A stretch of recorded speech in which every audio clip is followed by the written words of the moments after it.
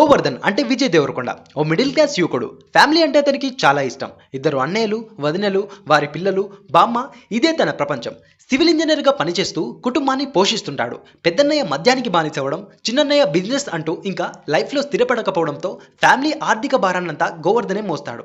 అనవసరపు ఖర్చులు చేయకుండా వచ్చిన జీతంలోనే సింపుల్గా జీవితాన్ని కొనసాగిస్తున్న గోవర్ధన్ లైఫ్లోకి ఇందు అంటే మృణాల్ ఠాగూర్ వచ్చేస్తుంది. తనతో పాటు తన ఫ్యామిలీకి కూడా బాగా దగ్గరవుతుంది. ఇద్దరూ కూడా ప్రేమల్లో పడిపోతారు. ఈ విషయం ఇరు కుటుంబాల్లో చెప్పి పెళ్లి చేసుకోవడమే ఆలస్యం అని భావిస్తున్న సమయంలో ఇందు రాసిన ఓ పుస్తకం గోవర్ధన్ చేతికి వస్తుంది. ఆ పుస్తకం చదివి ఇందుపై ద్వేషం పెంచుకుంటాడు గోవర్ధన్. అసలు ఆ పుస్తకంలో ఏముంది?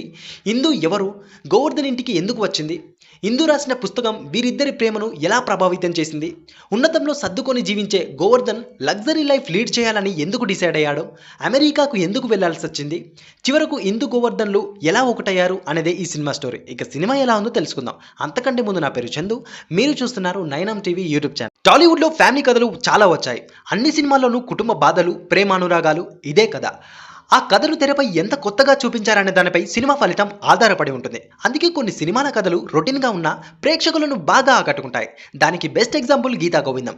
సింపుల్ కథతో వచ్చిన ఈ చిత్రం బాక్సాఫీస్ వద్ద 100 కోట్లు కొల్లగొట్టింది. అలాంటి కాంబినేషన్లో మరో సినిమా అంటే ప్రేక్షకుల్లో ఖచ్చితంగా భారీ అంచనాలు ఏర్పడతాయి.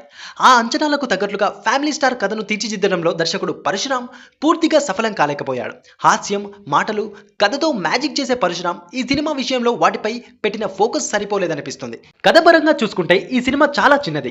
ఫ్యామిలీ భారమంతా మోస్తున్న ఓ మిడిల్ క్లాస్ యువకుడు తన సొంత ప్రయోజనాల కోసం అతనికి దగ్గరైన ఓ యువతి, ఇద్దరి మధ్య ప్రేమ, గొడవలు, చివరికి కలుసుకోవడం. సింపుల్గా చెప్పాలంటే ఫ్యామిలీ స్టార్ కథ ఇదే. అంచనాలు లేకుండా వస్తే ఈ కథకి అందరూ కనెక్ట్ అవుతారు. కానీ గీతా గోవిందం లాంటి బ్లాక్ బస్టర్ కాంబినేషన్ కాబట్టి ప్రేక్షకులు అంతకు మించి ఏదో ఆశిస్తారు. దాన్ని దర్శకుడు అందించలేకపోయాడు. భారీ అంచనాలు ఉన్న సినిమాకు కావలసిన సరుకు, సంఘర్షణ రెండూ ఇందులో మిస్ అయ్యాయి. అయితే హీరో క్యారెక్టరైజేషన్, కొన్ని సన్నివేశాలు మాత్రం విజయ్ ఫ్యాన్స్ తో పాటు ఫ్యామిలీ ఆడియన్స్ ని కూడా ఆకట్టుకుంటాయి. విజయ్ లుంగి కట్టుకొని తిరగడం, ఉల్లిపాయల కోసం ఆధార్ కార్డు పట్టుకొని క్యూలో నిలబడడం, హీరోయిన్ లిఫ్ట్ అడిగితే పెట్రోల్ కొట్టించమని అడగడం, చెంపదెబ్బలు తినడం, ఇవన్నీ ఫ్యామిలీ ఆడియన్స్ ని అట్రాక్ట్ చేస్తాయి. అతనికి కాస్త తిక్కుంటుంది, పిచ్చి ఉంటుంది, వెర్రి ఉంటుంది అంటూ హీరో గురించి హీరోయిన్ చేత చెప్పిస్తూ కథను ప్రారంభించాడు దర్శకుడు. మిడిల్ క్లాస్ యువకుడి లైఫ్ స్టైల్ ఎలా ఉంటుందో హీరో ఎంట్రీ సీన్తోనే చూపించాడు. ఫ్యామిలీ కోసం హీరో పడే పాటలు, అన్నయ్యలతో వచ్చే కష్టాలు చూపిస్తూనే హిందూ పాత్రను పరిచయం చేశాడు.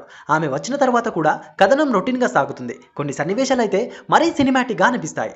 ఇంటర్వెల్కి ముందు వచ్చే సీన్స్ మాత్రం ఆసక్తికరంగా అనిపిస్తాయి. ఇంటర్వెల్ ట్విస్ట్ సెకండ్ హాఫ్ పై ఆసక్తిని పెంచుతుంది. ఇక సెకండ్ హాఫ్ ఎక్కువగా అమెరికాలో సాగుతుంది. అక్కడ హీరో హీరోయిన్ల మధ్య వచ్చే 1-2 సీన్లు తప్పితే మిగతావన్నీ బోర్ కొట్టిస్తాయి. మిడిల్ క్లాస్ యువకుడి మీద హీరోయిన్ థీసిస్ ఎందుకు రాసిందనే దానిపై సరైన జస్టిఫికేషన్ ఇవ్వలేకపోయారు.